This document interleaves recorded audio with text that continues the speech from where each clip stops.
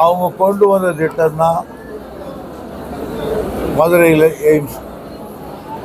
அதை நாங்கள் தடுக்கலை, அவங்களே செயல்படுத்தலை. ஆக எங்களை மேலே பழி சொல்வது நியாயம் அல்ல.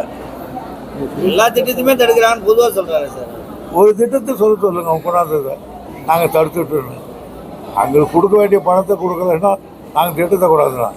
இந்த திட்டத்தை படுத்திருக்காருன்னு மிகப்பெரிய பொறுப்பில் இருக்கிறவர், நாட்டினுடைய தலைமை பொறுப்பில் இருக்கிறவர் இந்த திட்டம்னு சொல்லுங்க, நாங்கள் செய்துமா இல்லைன்னு சொல்கிறோம்.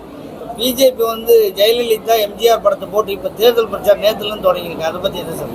அதுக்கு ரோட்டு வர வேண்டியது அதிமுக எங்களுக்கு அல்ல. இல்லை இப்போ பிஜேபி அவ்வளோ இறங்கி வந்திருக்காங்களே அப்படின்னு.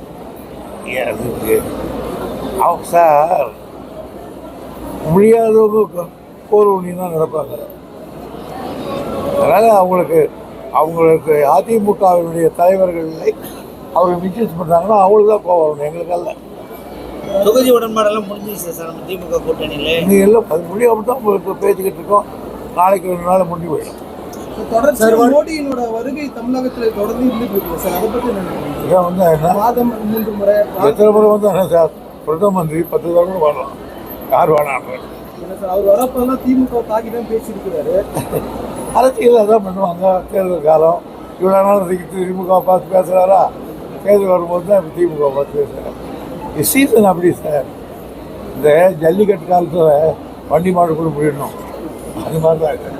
பாதகம் செய்பவரை கண்டால் நாம் பயங்கொள்ளலாகாது பாப்பா, மோதி மிதித்து விடு பாப்பா, அவர் முகத்தில் உமிழ்ந்து விடு பாப்பா.